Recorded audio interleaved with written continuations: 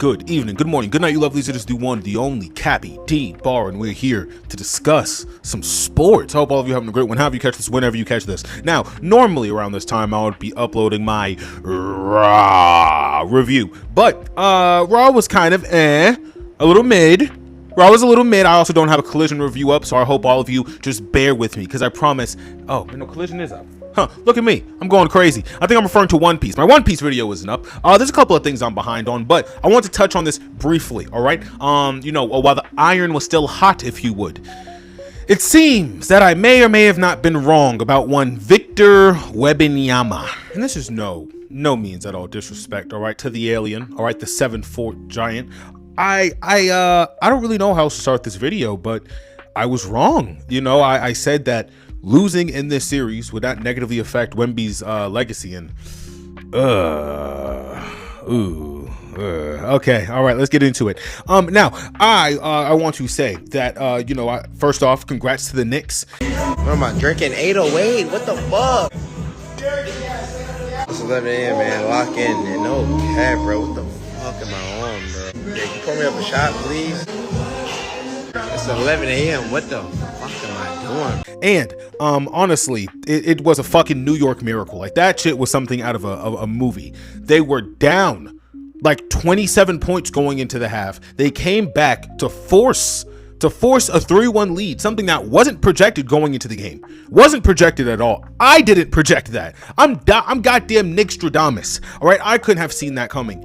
And then for Jalen Brunson to go into that arena and drop 45 in a game 5, man, that's something else right there. That shit was something else. And I think that we're going to be hearing about this Knicks victory for a very, very, very long time. Very well deserved. I mean, when I think about people that used to sit on that bench like an RJ Barrett, right? When I think about people like Amon Shepard, when I think about folks like Stoudemire, like, man, when I think about folks like Carmelo Anthony, right? Like a Derrick Rose, who kept this team afloat during the 2016 years, right? When I even think about more recent players like Porzingis, right? I mean, there was just a slew of people that built this moment. And I want to give, as much credit to all of them, especially people like Julius Randle, right? If you really want to go all the way back, you can't start this, congratulatory section without also thanking Knicks, legends like, Patrick Ewing, who really, without a chip,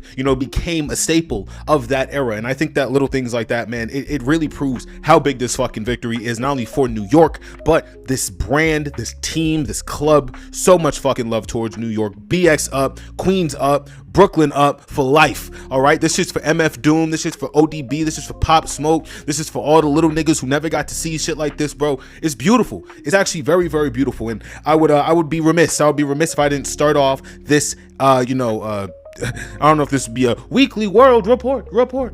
I doubt it's going to be something like that, even though realistically it could be, it could be. We can make some alterations across this video. But big congrats to the Knicks getting into Wemby's, right? Wembanyama, victim Wembanyama, as Skip Bayless so effortlessly put it. I just want to look at some simple stats, right? Some things that we have to take acknowledge of, going into this matchup with the Knicks, because I think it matters. It matters a lot, right? We are going to be looking at 4 separate games. We are going to be looking at Spurs at the Hawks for December 19th, 2025. We're going to be looking at Spurs Lakers January 7th, 2026, and then we're also going to be looking at Spurs v Knicks for the NBA Cup December 16th, 2025, and Spurs v OKC May 20th, 2026. Now, there's a very interesting string about these games, right? They win the game with the Hawks, right? And they also win the game with the Lakers. Now, little caveats on that. The Hawks at that time, I do not believe they had Trae Young playing. He just wasn't on the court. I didn't see a lot of Trae Young. And for the Lakers game on December 19th, 2025, or my apologies, or is that... Oh, sorry about that, Chad. For January 7th, 2026, LeBron wasn't on the court, right? So let's just look at this very plainly. There wasn't any star power. Those two examples, right, just like low stakes, kind of just regular season games, when there isn't any pressure, right, on the court to kind of play to those heights, Wemby does fine. I believe looking at the stats, he put up a cool 26 and 10 rebounds. I can double check that for the Lakers game and put them on the board. But I mean, Wemby in moments of pressure, that's where we start to see cracks. And we don't even have to talk about just Wemby, right? If you want to look at that Hawks game specifically, Wemby kind of took a back seat to Johnson, that's number 3 on the court. And then if you want to look at certain games like, that's a game that they won with the Hawks, a game that they lost with OKC, game 2, May 20th, 2026. I mean, you can damn near say that was Vassal's night. There were multiple moments in the clutch that Vassal and I'm blanking on brother's name, the brother who kind of played like Dalton Castle. No, that's a fucking wrestler. Listen, the little nigga who be playing like Ja, right? Both of them more or less took over the latter half of that game. And Wemby, again, tall nigga, gets a block here, gets a rebound, a simple 3. It all adds up at the end of the night. But when you look at that tape, right? If you're going to do like tape study, that was Vassal's game 2. All right, that was I think bro's name is like Castle, right? That was like he was playing the wing to most of Vassal's game coordination and game IQ. And that was a very big thing in these games, right? I mean, let's look at the Lakers. This is a game that they won, but it would be so hard to not point out that they are just terrible at the perimeter defense. They let at least 8 threes off during this Lakers game of January 7th, 2026, and it's insane again because LeBron isn't on the court, but you got niggas like AR, you got a Larrick Hand, number 12 on the Lakers, you got niggas like Luka. You should be prioritizing the perimeter. You should be prioritizing the 3-ball, but they weren't. And it was evident when you look at the game for the NBA Cup final against the Knicks for December 16th, 2025. I mean, there was multiple instances where I was like, are these niggas even trying to block the 3-ball? Are they attempting? Do they want this team to keep going up on 3? And it got to a point where the highlights, they just had to cut out the Knicks' 3 points because I actually think it was that embarrassing. It got to a point where it was that embarrassing where the defense at the 3 was so lax that the NBA was like, we can't show this shit, bro. We can't show this. All right, this shit's embarrassing. All right, we're gonna get a fucking phone call from the PR team. And honestly, man, when you look at some of some of the hustle displayed on this court, again, just with these 4 games, it's very obvious to see how that, finals went how it went. Let's look at OKC for a second, right? OKC has arguably one of the youngest cores in the league right now, all right? Only second or third to the Spurs, right behind them, you would probably have like the Cavs. It's very obvious to see. And nobody's running out there. Like Victor, and mind you, I don't know if we're going to have like a real conversation about Victor, if he needs to like maybe put on a cool 30 pounds to kind of like, I don't know, like cushion those landings, because he doesn't dunk. He's like, yes, and I don't want to sound fucking ignorant here. He does dunk. I expect this nigga to be throwing shit down like Sean Kemp was. He has at least 5-6 inches on Sean Kemp. Pause. Nigga, you can't just get up to the rim. And yes, he gets up to the rim when it's only most necessary, like when in extreme dire situations. Bro, if you look at some of this footage with Wembanyama and Cat, it's like night and day. Literally night and day. Cat looks like he has been fighting for this shit for at least 7-10 odd years. And if you look at his track record, he has been. I mean, look at those beginning years in the Timberwolves when niggas calling him a soft little crybaby, right? NBA champion. Hey, niggas was saying in LA that Josh Hart was detrimental to LeBron's 5th ring. NBA champion. OG came from the Kawhi Toronto. OG came from Kawhi's Toronto. Flew over here and got his 2nd ring. Like, the things that were on that court, Wembanyama and that bench couldn't amount to. And it's not a detriment to Wembanyama. It's it's basically an endorsement of this fucking Knicks team. I mean, if you even want to look at the front office, you have to go back to the root of things, right? Everyone expected for them to pick up niggas like Zion, pick up a nigga like Jason Tatum. There are certain moves that this front office made that, by God, I mean, look at where we are now. I think in the long term, in the long run, people are going to revere this chip more than Boston's chip. They're going to revere this chip, and I'm not going to be that kind of guy, but they're going to revere this chip more than the bubble chip. Hell, you might catch a guy on a bad day. He might revere this chip in this series more than Golden State's 4th ring. just because of the politics with Jordan Poole and fucking the refs and the Boston culture with it was a whole thing that led to that fucking series, right? Like the whole LeBron Celtics game, that it was a mess. It was a mess, right? But this is just ethics. This is just ethical hooping. My nigga Mikal Bridges, I don't think, and it's shit like that. Mikal Bridges, do y'all know what kind of shit Mikal Bridges has been through for the past 6 years, ever since he's been drafted? Every single draftee, I'm not kidding, since at least Devin Booker's era, since at least Devin Booker's class, has been projected to be the next Westbrook, to be the next KD, to be able to hold their own against niggas like Kawhi, right? The ceiling is at the fucking moon, right? It's at least minimum stratosphere level. So when we get cats again who have played for this company, who have played for this club, right, like a Kevin Knox, right, the actual blood, sweat, and tears, equity, like people, all right, people in that locker room, all right, that made that culture, like niggas like Michael Beasley, right, like niggas like Tim Hardaway Jr., niggas like Joe Konoa, right, actual vital members of this fucking team, right, like Frank Natilka, right, or even to the extent of people like Enes Kanter, like shout out my nigga Freedom, like, bro, there's a story there. Like, that story couldn't be bested by lax defense. That story couldn't be bested by just young. And honestly, like, people have been saying it wet behind the ears. Like this is novice game planning. This is novice IQ from some of the niggas on that court in Spurs jerseys. It's not the end of the world. Again, Wemby, eventually, he will hold up Olympic gold, right? He will hold up the championship one day. But I'm not gonna lie, man, with the way that they execute their defense around the perimeter, these niggas wouldn't have lasted a second against Boston. I haven't checked out those Boston number stats right now. I'll try to do my own research and add them into post. But, like, bro, teams that utilize the three, barbecue chicken, and oh man, and I hate to be this guy, right? But I think even when we talk about what is Wembanyama, right? Because he doesn't exactly want to play like your typical power forward or center, right? He goes up for a couple of blocks, but he's not taking shit to the hoop like Moses Malone, like Shaq, right? Even niggas like Dwight Howard, like he that's not his game plan. So when he kind of stretches out the field like he does, or stretches out the court to be more specific, it leaves gaps.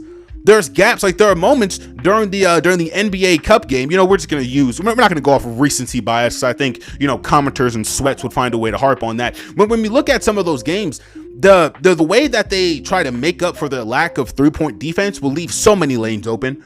So many fucking lanes. And shout out to the guy who does like the couch coaching. He has like a whole YouTube channel about it. He fucking blew up during the COVID era. I hope bro's doing good. That shit is, that's the kind of defense that you tear apart in practice. Like that's what you show your players to not do. Don't leave hole 1, 2, and 3 open. Look at his feet. Look how he separates from his man. This is all shit that the Spurs were doing, just kind of like flippantly. And I don't think that Wemby, his style, is going to work with a team like that. And truth be told, I think somebody of the ilk of like an Ant, somebody like a Ja, who can just naturally disrupt the flow of I should say not the placements, but the matchups, right? Because if Ant charges through one lane, right, immediately, if you genuinely want to put this game away, the center or the power forward, they're going to go up. They're going to attempt to, do something. Now in the heat of the moment, you could even use somebody like Shy for this. Shy. You could even use somebody like, like SGA for this example. If now I'm cutting to my open man as a result of homeboy thinking I was about to treat this shit like a 360 windmill, easy too. Maybe on a good night, a 3 bucket. That's what you need for niggas who are just, and it's not spaced out, but their locking mechanic, like how they're locking to their target, it's not solid. It's leaving for a lot of open space, and that's why some of these 3 balls get out so frequently. Like Jalen Brunson put up 45. I guarantee you it wasn't just from fucking free throws and layups. I mean, when you also look at teams with very high assist numbers, they out hustle the Spurs. And it's interesting, again, because when you look at Wemby, like, what is Wembanyama? What is he? He goes to the Tibetan monks to, learn inner peace and, and figure out the secrets of his, true potential, right? And all this other, like, really, really cool agenda shit you could spurt out. But when you look at the game plan, right, he is being out hustled by niggas on his team like Johnson.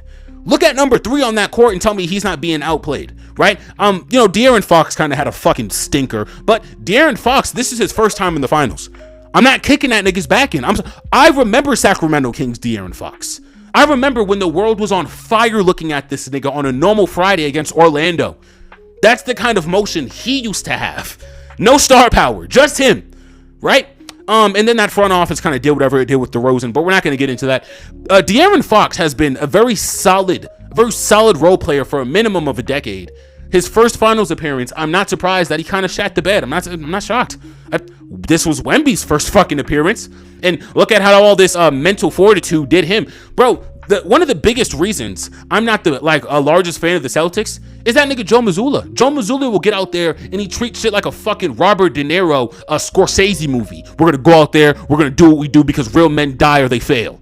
Real men die or they fail. And it's like, oh, okay, that's badass. And then you niggas get blown out by like 13. It's like, what happened to all that fucking ore farming, right? And I'm not saying that Wemby kind of just uses a caricature of what you should be as, a mentally sound, a cold, threatening person, right? But not like fucking mob ties, obviously. But I think you all are kind of understanding what I'm saying. The facade that's being put on by Wemby, it isn't being backed up by his on-the-court efforts, right? Because I even look at like post-game Wemby after the fucking game. Wemby after, we got to take the jerseys off and start making this shit real life again. It's not all big and braggadocious, rightfully so. How could you be after a loss on the world stage? But the kind of person that Wemby sells as, somebody who is mentally stoic and, he was born in a different country, so he's not like everyone. And obviously this is me just kind of playing up to the media, again, agenda, right? Propaganda, whatever you want to identify it as. But Wemby has been, again, more or less selling himself as like an outlier. I'm not like LeBron. I'm not like Bronny. I'm not like Ant-Man. I am the Victor Wembanyama. Let's hoop. And, in the sake of this nigga hooping for real, kind of, like even his post game, I was noticing during that Hawks game, for December 19th, 2026, it wasn't like fucking outstanding. It was like outstanding. No, it wasn't. Like he was getting boxed out. And I'm like, nigga, Wemby, how the fuck are you getting boxed out right now? Mind you, normal regular season game. So why is anyone surprised about the finals? So why is anyone surprised about this finals execution? I'm not. I don't think that the coaching staff on that team was ready for a white hot Jalen Brunson, was ready for an OG who was thirsty for blood, was ready for a cat who's ready to prove himself on a team that has been in the shitter since the 70s, in a city who just got a new mayor and is in a brand new era of peace and unity. Those are things you cannot fight with fucking, I don't even know what style of play this is. Like fucking sit back and wait. Fucking sit back and wait defense we're looking at from these niggas. It was never going to work. And again, Brunson being the light carrier, that means a lot for this city, right? Jose Alvarado, that nigga was on the court, put up a cool, 13? Man, I might be stretching. Might be in the cool 8 with maybe like 2 free throws. That nigga is beloved by the city. I didn't even know who he was until 3 weeks ago. I am now looking forward to his next season, right? These are things that, as I said, man, like there was a chance for Wemby to at least bring this to a game 6, man. But gentleman sweep is bad. That's like, and then your only win was when Trump is there. Oh, Wemby, man. If Wemby was a real demon, the reason they would have lost that game was because he sat out in protest of Trump. That's all I'm gonna say on that. That's all I'm gonna say on that. I do got a lot of other shit I gotta get to, so I'm gonna make this as quick and as easy as possible. Like I said, shout out to every single Nick that got us here. Every single fucking Nick, from Jason Kidd, from RJ Barrett, all the way down to fucking Walt Frazier, bro. Like this was a journey, and again, a New York miracle happened. A New York miracle happened the other night, and we were also lucky to witness it. Honestly, we were also fucking lucky to witness it. Again, shout out to Doom, shout out to ODB, shout out to Big L, shout out to Pun. I mean, the list goes on and on, man. There are so many people that would have loved to fucking see this that just aren't here anymore, and man, people are fucking crying. Like, oh, it's beautiful. It was fucking beautiful. I will give my quick predictions for the 2027 season. It's funny. I do think that there are certain aspects of this NBA kind of of the NBA. Again, not only like SGA, but like Ant, just vital role players like Caruso, like Austin Reeves, even to a certain extent, niggas like Peyton Pritchard, right? Like certain people in this league are going to be getting swapped around. And it's funny, right? Because I don't think that's due to staffing or strategic matters. I think it's due to front office. I think a couple of these niggas in the time of high inflation and high instability, I think they're going to be making a couple cuts, maybe to the detriment of their teams.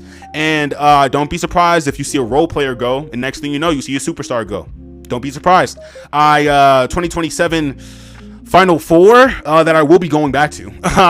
We will be getting back to this video in a year. The Final Four teams.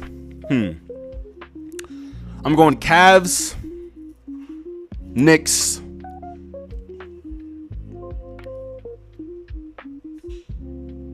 Nuggets,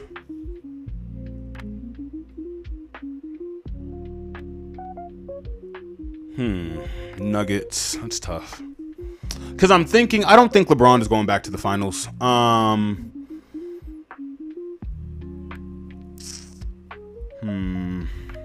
Nuggets. I want to say Golden State. If Curry picks up a round 2 or semifinals or conference finals appearance next year, don't be surprised. I'm going Curry, Nuggets, Cavs, Knicks. I'm confident in that. All right, y'all, that was everything that your boy had for the finals. All right, I wish I could have gotten to the season a little bit more diligently and honestly a little bit more thoroughly, but as a wise African philosopher once said, it is what it is. All right, hope all of you have a great one. However you catch this, whenever you catch this, and as I always say, all right, you all stay tuned, stay safe, stay beautiful. Peace.